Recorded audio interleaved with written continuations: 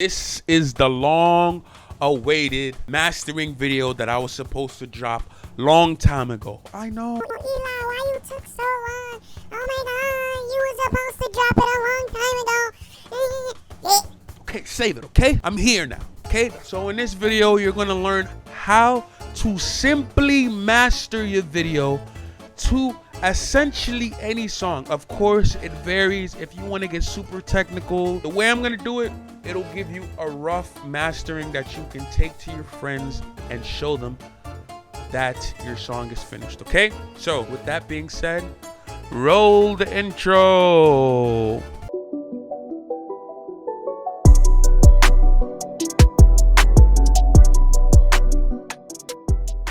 Everyone's mastering is gonna be different. For me, this is what works for me. I have a SSL compressor here. It's a mastering bus compressor, okay? This acts as a glue to your song, between your beat, your vocals, your ad-libs, your everything. This acts as a glue, okay? So this plugin glues the whole thing together and makes it one cohesive sound. I have the threshold to about 14, 11. This is at 11. I have the attack. I have a very slow attack because I want the transients to come through, and then I want the compressor to work, okay? I have the ratio at 2 because I don't want the compressor to over compress. I have the makeup at 3. The release is at auto because the plugin knows when to release better than I do, okay? I left the rate as it is. Very simple, okay? Next, I have a Puig tag.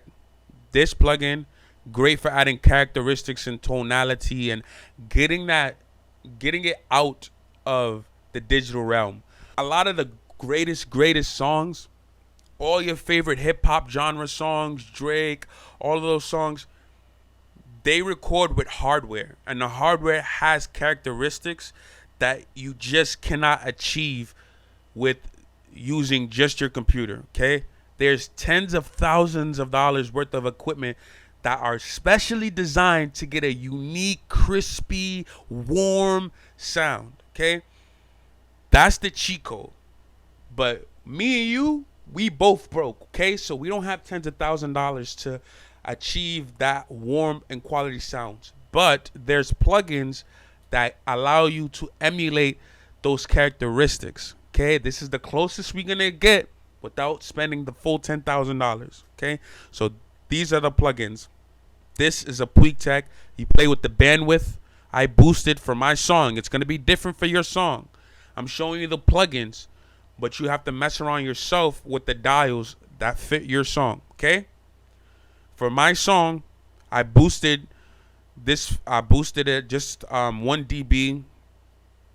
I played around with the bandwidth, and I left that plugin like that. Next, I have a Renaissance double X. This again is so that the beat knocks. This is what this plugin is doing for me. I have the attack all the way down, and very slight compression, not a lot of compression going on.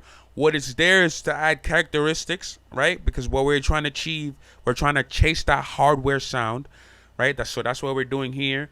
And I'm trying to have my beat knock. My 808's got to knock. My kicks got to knock. You feel me? So this is what this plugin is doing. Is giving that low end a nice little boost while giving it that nice warm characteristic sauce that we're looking for. Okay? This is called Kramer's Tape, another wave plugin. I just used one of the presets here as a mastering preset, and I used the clean and open. This is a very basic mastering preset to build off of. If you want to add some kind of distortion, have it add characteristics, add a little bit of volume, this plugin does that. Great for it. Adds that saturation, that nice warm feeling. This adds that. Next, we have Maximus. This Maximus is essentially like a limiter. You can play around with the different frequency ranges. So you have highs here, you have mids here, you have lows here, and you have the final master here. So you can go into each spectrum of of the frequency, and you can add stereo separation, a little bit of stereo separation, a little bit of mids, a little bit of lows. If you guys know what Ozone 8 is, or Ozone, the Ozone series, they have, it's kind of similar to this, to the Maximus. This is probably like, a dumbed down version, a very basic version of what the Ozone can do. But essentially it's the same thing. You have the same dials. You can add saturation here, post gain. You can cut out the high frequencies. You do basically all the same things.